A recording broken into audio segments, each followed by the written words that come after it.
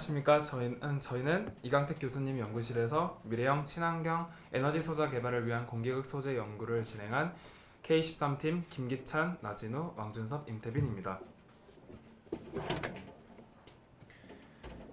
저희 연구 목차입니다. 저희는 기후위기 문제가 대두되면서 질소 산화물과 같은 대기오염 물질을 방출하지 않는 친환경적인 연료전지에 대하여 연구를 진행하였습니다. 먼저 연료전지란 전지의 한 종류로 산화환원 반응을 통해 화학에너지를 전기에너지로 전환하는 장치를 말합니다. 연료를 넣어 에너지를 만드는 발전용으로 사용되죠. 연료전지는 60에서 80%의 높은 효율과 소음이 발생하지 않는 점 등으로 도심 지역 설치에 유용하다는 장점을 가지고 있고요. 또 대형 운송수단에서 배터리를 대체할 가능성을 보이며 이 연료전지 연구가 중요하다고 합니다. 저희가 연구할 고체 산화물 연료전지 SOFC는 먼저 공기극, 전해질, 연료극으로 이루어져 있는데요. 먼저 공기극은 공기 중에 있는 산소가 들어와 환원된 후 전해질로 이동합니다. 그리고 전해질은 고체 산화물을 사용하며 산소 이온을 잘 투과시키고 전자는 바깥으로 이동시키기 때문에 잘 투과시키지 않는 소재로 이루어져 있습니다. 또 연료극은 연료나 공급된 연료가 개질되어 만들어진 수소가 들어가는 극입니다. 저희는 여기서 연료전지의 성능이 공기극 성능에 의해 좌우되기 때문에 공기극 소재에 대하여 연구를 진행하였습니다. 연료전지에 사용되는 공기극 소재는 보통 페로브스카이트 형태를 띠는데요. 페로브스카이트는 A 사이트, B 사이트, 산소로 이루어져 있습니다. A 사이트에는 스트론튬과 바륨 같은 큰 양이온이 들어가며 크기에 따라 결정 구조에 영향을 줍니다.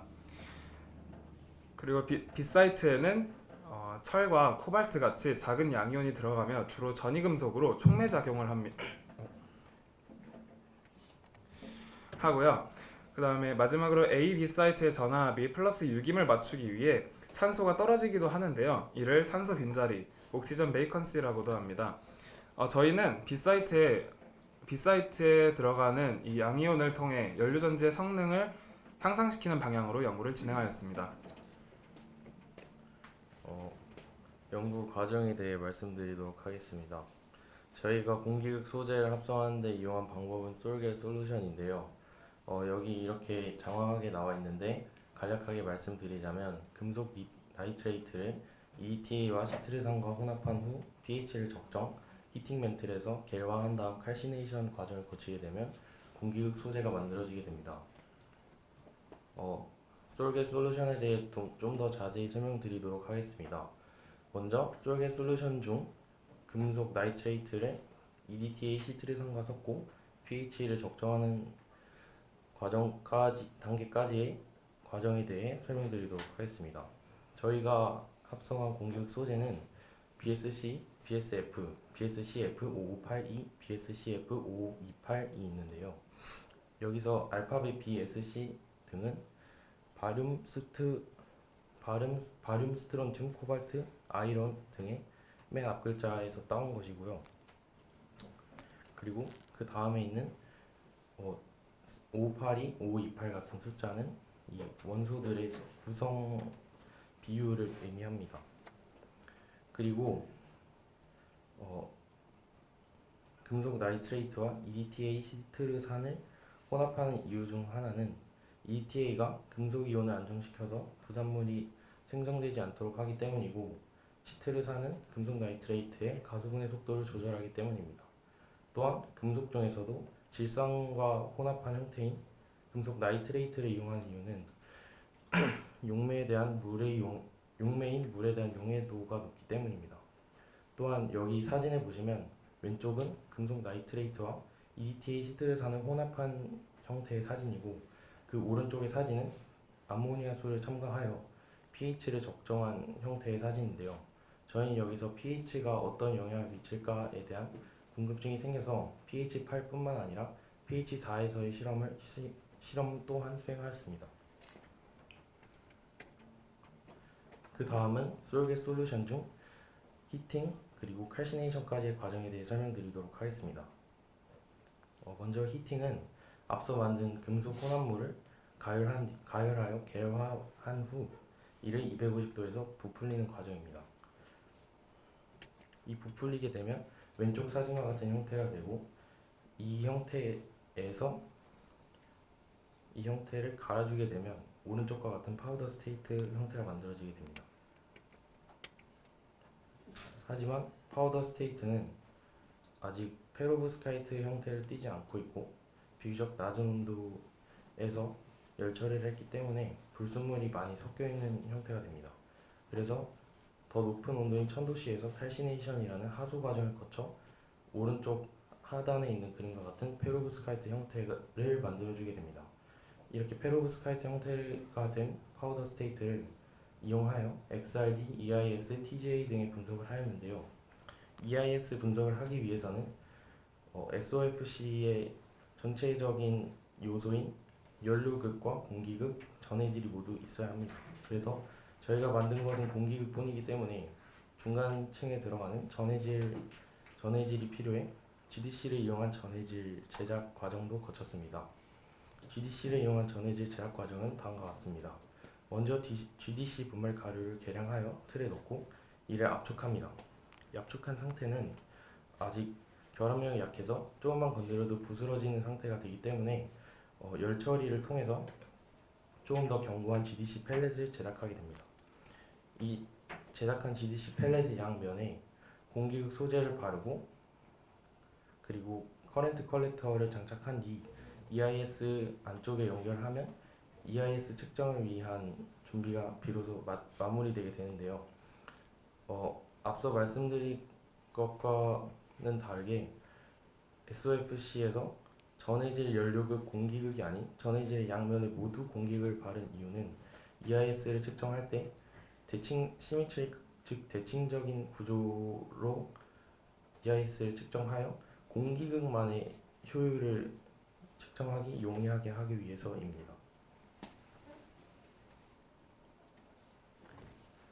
연구 결과와 결론을 말씀드리기 전에 시간상 자세한 원리에 대해서 말씀드리지 못한 점 죄송하게 생각합니다.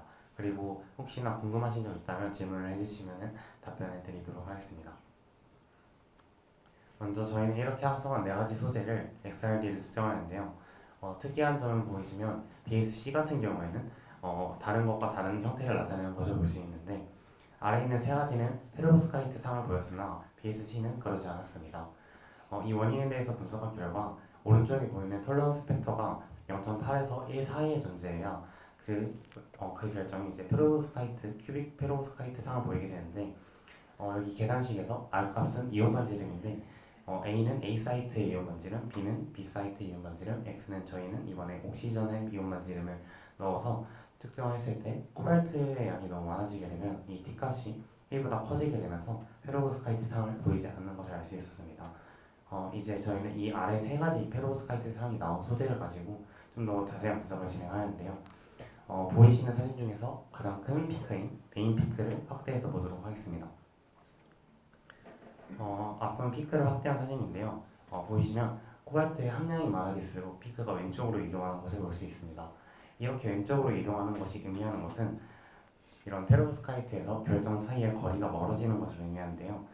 저희가 코발트와 철은 여러 이온 반지름을 가지고 있지만 저희가 사용한 BSCF에서의 이온 반지름은 코발트가 철보다 더 컸기 때문에 코발트가 많아질수록 그 거리가 더 멀어짐을 알 수 있었습니다. 저희가 앞서 말씀 pH의 역할에 대해서 궁금증을 가져서 실험을 추가적으로 진행하게 되었는데요. pH는 앞서 EDTA가 금속을 안정화할 때 EDTA 분자에서 저 오래 보여지는 수소가 수소 이온의 형태로 떨어지게 되는데 그리고 이제 그 자리에 수소 이온 대신에 금속 양이온이 붙게 되고 이를 통해서 안정화가 되게 됩니다. 이때 이 수소 이온이 떨어져 나갈 때 pH 값이 너무 작게 되면 이미 수소 이온이 너무 많기 때문에 잘 떨어지지 않게 되고 따라서 EDTA가 잘 역할을 하지 못하게 됩니다. 따라서 pH가 높을수록 좀 더 균일한 결정을 보이게 되는데요. 여기서 pH가 너무 높아도 불순물이 발생할 수 있으므로 적정한 pH를 알아야 하는데 저희가 사용한 실험 조건에서는 대략 7에서 8.5 사이가 적정한 pH 값이라고 했었습니다. 따라서 저희는 pH를 4로 맞춰서 진행을 하였는데요. 특징적으로 보이는 것은 pH 4로 맞췄을 때 피크가 왼쪽으로 이동을 한 거고, 그리고 피크가 좀 더 뾰족하게 나왔다는 점인데, 피크가 왼쪽으로 이동한 것은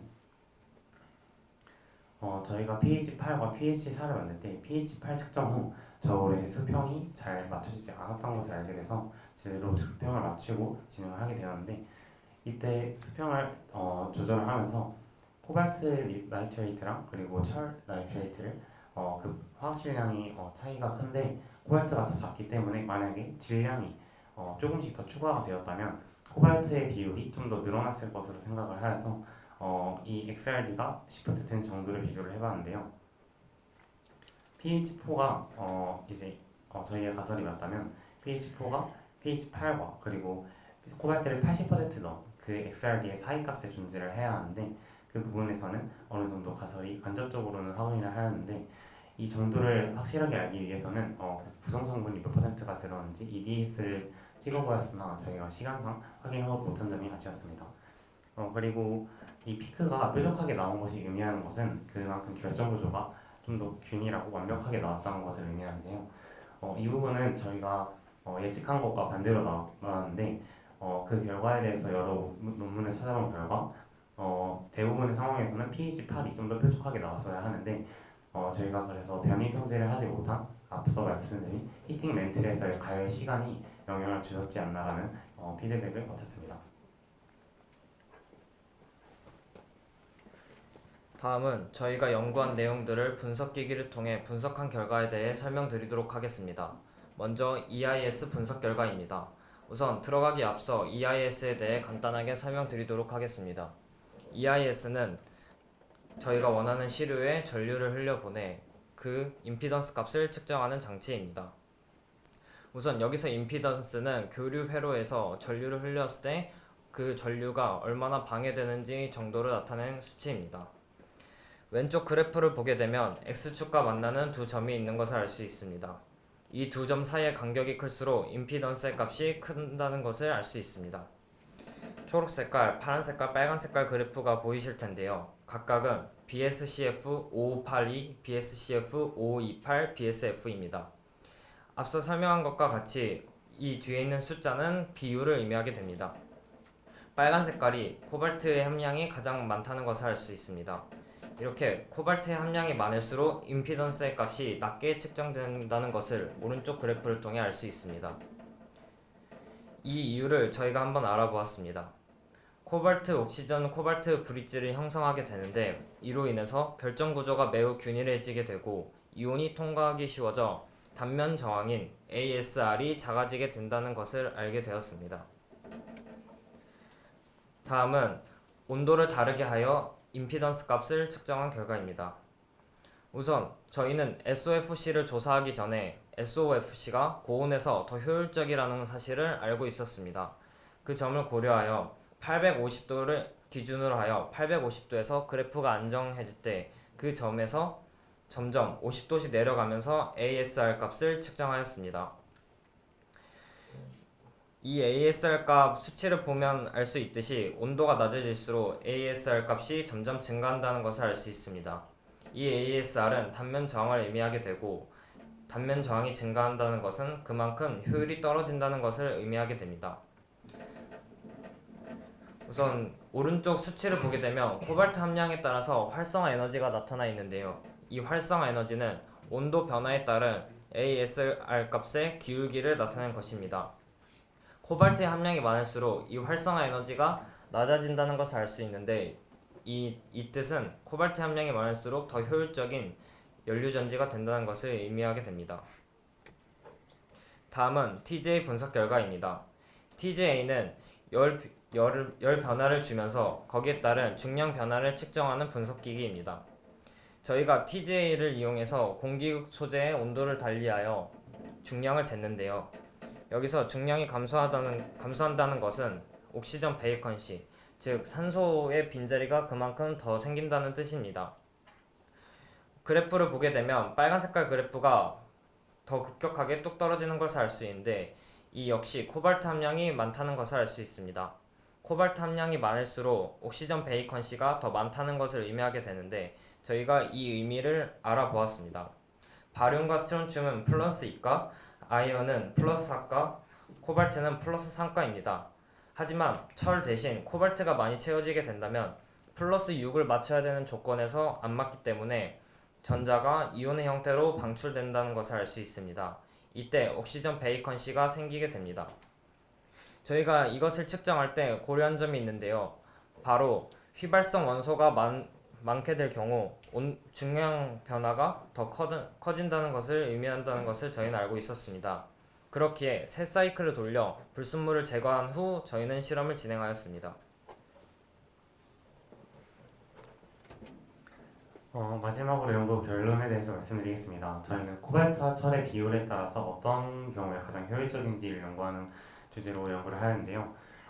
앞선 지표들에서 코발트의 함량이 많아질수록 성능이 좋아짐을 알 수 있었는데 맨 처음 XRD를 통해서 알 수 있듯 코발트가 너무 많이 들어갈 경우에는 페로브스카이트 산이 형성이 되지 않기 때문에 80% 근처의 어레인지에서 적절한 코발트의 함량을 찾는 것이 중요할 것으로 예상됩니다. 지금 이상으로 발표를 마치겠습니다. 감사합니다.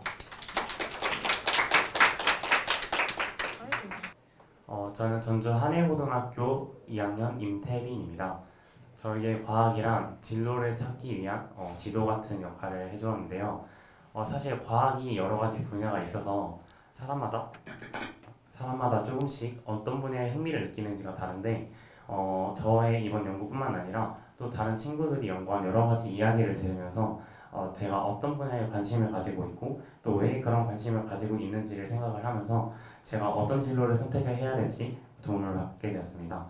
그리고 이번 VRP를 참가하면서 연구에 대한 흥미나 어떻게 연구를 진행하고 접근해야 되는지 또 연구 과정에서 질문들이 생겼을 때 그 질문들을 어떻게 해소해 나가야 하는지에 대해서 알 수 있었고 또 이 카이스트에서 제가 관심 있는 것들에 대해서 좀 더 잘 접근할 수 있는 기회가 있어서 너무 좋았고 여러 친구들 만나면서 다양한 이야기도 하고 정말 여러모로 좋은 경험이었던 것 같습니다. 감사합니다.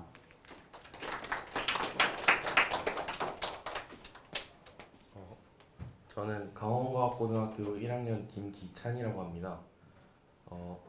제게 있어 과학은 호흡이라고 생각합니다. 저희 주변을 둘러봤을 때 과학적 원리가 적용되지 않은 물건을 찾기 어려울 정도로 지금 사회는 과학 없이는 한시도 살아가기 힘든 세상이 됐다고 생각을 합니다. 그렇기에 과학은 호흡이라고 생각을 하고요. 이번 프리 URP를 통해서 맨날 책상에 앉아서 공부만 했는데 직접 몸으로 움직이면서 연구할 수 있는 기회를 가질 수 있어서 정말 뜻깊은 경험이었고 이런 연구 이외에도 인간관계나 그런 면에서도 많은 좋은 좋은 사람들 많이 만날 수 있어서 정말 좋았습니다. 감사합니다. 저는 경기북과학고등학교 1학년 나진우입니다. 저에게 연구란 연애라고 생각합니다. 우선 논문을 살펴보면서 이 주제에 좀 관심이 있는데 하면은 그 연구랑 만나기 시작합니다.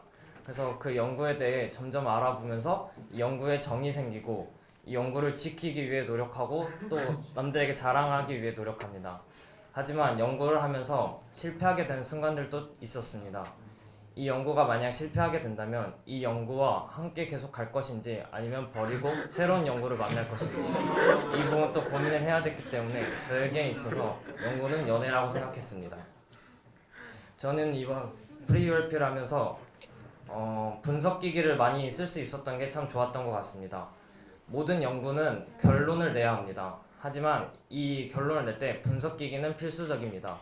이 분석기기 사용법을 좀 더 배우면서 학교에서 R&D 또는 창의 개인 연구를 하면서 적용할 수 있다는 점에서 좋았습니다. 그리고 프리URP 친구들과 같이 축구도 하고 농구도 하면서 여러 경험을 쌓았는데 그런 점에서도 저는 굉장히 좋았다고 생각합니다. 감사합니다.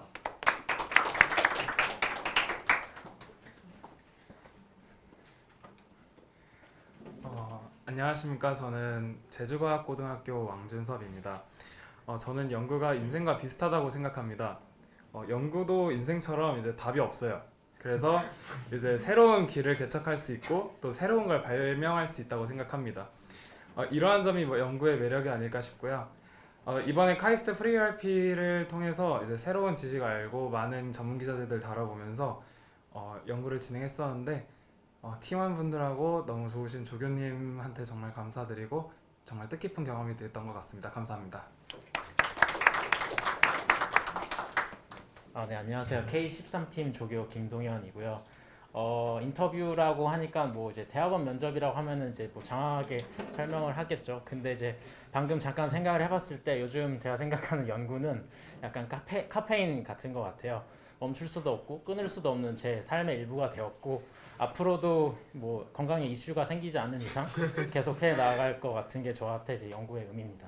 그리고 이번 프리 URP를 하면서 이제 친구들한테 조금 미안했던 게 더 다양한 실험들을 좀 보여주고 싶고 이제 장비들이나 이제 이런 이제 사용할 수 있는 이제 기회를 만들어주고 싶었는데 시간상의 이제 문제로 이제 그렇지 못한 게 좀 아쉬웠고 다음에 제가 프리 URP를 하게 될지는 모르겠지만 좀 더 시간을 늘리는 게 좋을 것 같습니다. 네, 감사합니다.